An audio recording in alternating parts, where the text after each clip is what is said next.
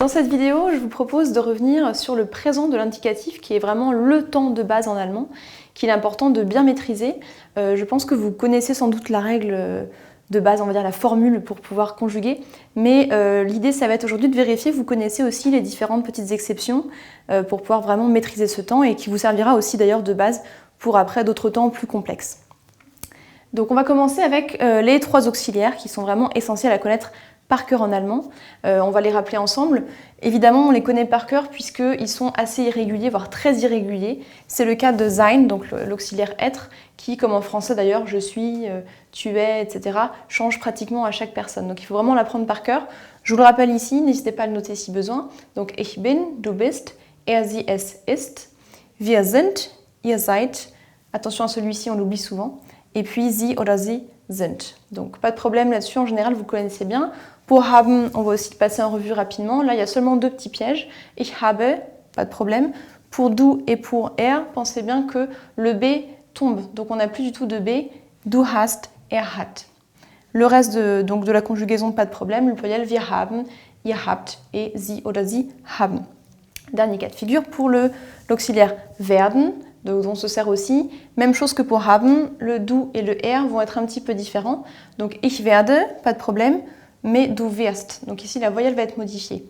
Er, sie, es wird, wir werden, ihr werdet et sie oder sie werden. Une fois que vous connaissez donc ces trois auxiliaires-là, on va pouvoir s'attaquer à la formule de base donc de la conjugaison au présent en allemand. En fait, cette formule elle est composée de deux morceaux. Le premier morceau, c'est le radical du verbe et deuxième morceau, la terminaison du présent. Donc on va les rappeler avec un exemple. J'ai pris ici le verbe machen, donc faire, qui est assez simple. Je vous rappelle, donc pour obtenir le radical du verbe, il faut faire une petite opération très simple. Vous prenez votre verbe à l'infinitif, ici machen, et vous allez venir rayer la terminaison en. Parfois on a simplement un n, ça peut arriver, mais en général on a en. Ici, en fait, je vais obtenir mon radical ainsi, qui est ici mach. Donc je vais pouvoir l'écrire à chaque personne et je vais venir ensuite ajouter ma terminaison. Avec ich, donc je place mon radical et la terminaison du présent c'est un e. Ça marche donc pour aussi spielen, tous les autres verbes de ce style. Ich mache, du machst, toujours le même radical, je viens ajouter la terminaison st. Pour la troisième personne, la terminaison c'est un t. Et enfin, le pluriel, toujours la même formule, je place mon radical, wir machen, terminaison en. C'est la même pour la dernière personne, donc la troisième personne du pluriel. Ces deux personnes sont identiques. Et enfin, avec ihr, je vais avoir tout simplement un t. Donc une fois que vous connaissez en fait la façon d'obtenir votre radical, qui est très simple, et les terminaisons du présent qui sont ici, E, ST, T, EN, T, EN, vous savez conjuguer, on va dire, la plupart des verbes en allemand. Dans certains cas, on peut avoir besoin d'un E intermédiaire. C'est le cas notamment des verbes qui ont un radical qui se termine en D, en T ou en CHEN, par exemple. Il y en a d'autres, mais on va avoir deux exemples avec le verbe finden et rechnen. Donc, finden, c'est trouver. Ici, si je respecte la formule de tout à l'heure, donc je vais prendre le radical du verbe. Ici, find, je l'écris. Et si je respecte vraiment la formule, je dois venir coller ma terminaison du présent, qui est pour la troisième personne, pour le er que j'ai choisi, un t. Sauf que si j'écris ici un t, je vais avoir du mal à prononcer, j'ai trois consonnes à la suite, donc je vais avoir besoin d'un petit e intermédiaire, qui va servir en fait d'intercalaire entre le radical et la terminaison er findet. La même chose va se passer pour rechnen, donc je vais aller chercher le radical, je l'écris en entier.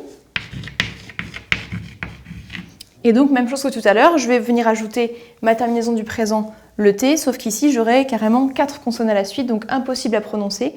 J'ai donc besoin du e intermédiaire pour faciliter la prononciation rechnet, tout simplement. Dernier cas de figure ici, il y a également des verbes forts à prendre en compte. Donc en général, on les a appris en fait sans forcément se rendre compte qu'ils étaient forts, mais ces verbes forts en fait vont venir modifier leur voyelle à la deuxième et la troisième personne du singulier. Donc vous les connaissez, en fait, ce sont des verbes très courants qu'on utilise assez souvent. Et je vous ai fait trois grandes familles ici. La première famille de verbes forts dont il faut se méfier, ce sont les verbes forts qui ont une voyelle en A et qui vont prendre un umlaut lorsqu'ils vont être conjugués. Attention, cette modification n'intervient que dans 2 cas, deuxième et troisième personne du singulier, donc avec du, avec er. Ici, je vais avoir donc schlafen, mon modèle de base. Je vais conjuguer comme tout à l'heure avec le radical. Donc schlaf. Ma terminaison toujours. Mais je vais venir intervenir sur le radical et ajouter un umlaut. Er schläft. Même chose pour du, donc du schläfst. Les autres personnes, ich schlafe, ou le pluriel, wir schlafen, restent absolument normales, on va dire. Elles suivent la formule de base. Deuxième exemple ici, ce sont les verbes dont le radical contient un E et qui va se transformer en I au présent. Donc ici le verbe geben, qu'on connaît très bien, qui ne va pas faire gibt, si on suit vraiment la formule, mais gibt.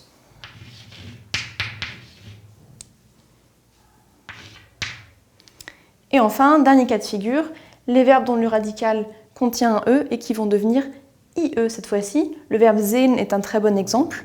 Donc on n'aura pas seht si on suit vraiment la formule, mais on va venir ajouter donc ce petit I, sieht. Dernière petite particularité, je pense que vous la connaissez, il existe en allemand un certain nombre de verbes dits à préverbes ou à particules séparables. En fait, ici on a un exemple très simple, vorstellen, donc présenter, que vous avez dû apprendre. Ces verbes-là, en fait, contiennent un petit morceau placé au début du verbe qu'on va venir découper dès qu'on veut conjuguer. Donc ici, le verbe vorstellen à l'infinitif contient cette particule qui est vor, et dès que je vais venir conjuguer ce verbe, que ce soit au présent ou à d'autres temps d'ailleurs, la particule vient se décrocher et je vais donc l'envoyer à la fin de la phrase. Ce qui fait que je vais conjuguer mon verbe stelle, ici, et que j'aurai donc la deuxième partie du verbe, si vous voulez, donc le préverbe ou la particule qui va être envoyée à la fin.